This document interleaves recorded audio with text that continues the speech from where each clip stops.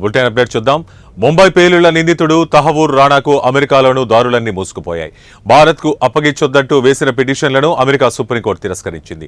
దీంతో భారత్కు అప్పగించేందుకు అమెరికాలో అన్ని ఏర్పాట్లు పూర్తయ్యాయి. ప్రత్యేక విమానంలో తహవూర్ రాణాను భారత్కు తరలిస్తున్నట్లు సంబంధిత వర్గాలు వెల్లడించాయి. ఈ రాత్రికి లేదా రేపు తెల్లవారుజామున తహవూర్ రాణా భారత్కు చేరుకోనున్నాడు. ఇటీవల ప్రధాని మోడీ అమెరికాలో పర్యటించారు. ఆ సమయంలో తహవూర్ రాణాను అప్పగించాలంటూ అమెరికా అధ్యక్షుడు ట్రంప్ను మోడీ కోరారు. అందుకు ట్రంప్ అంగీకరించారు. ఈ విషయాన్ని విలేకరుల సమావేశంలో ట్రంప్ మోడీ స్వయంగా తెలిపారు. 2008 నవంబర్లో జరిగిన ముంబై దాడుల్లో తహవూర్ రాణా పాత్ర కీలకమైంది. ఇతను నిందితుల్లో ఒకరిగా ఉన్నారు. పాకిస్తానీ అమెరికా ఉగ్రవాది డేవిడ్ కోల్మన్ హెడ్లీకి రాణా అనుచరుడు. ఉగ్రవాద సంస్థ లష్కర్-ఏ-తోయిబాతో సంబంధాలు ఉన్నాయని గుర్తించింది. 10 ఏళ్ల నుంచి అమెరికా జైల్లో రాణా మొగ్గుతున్నాడు.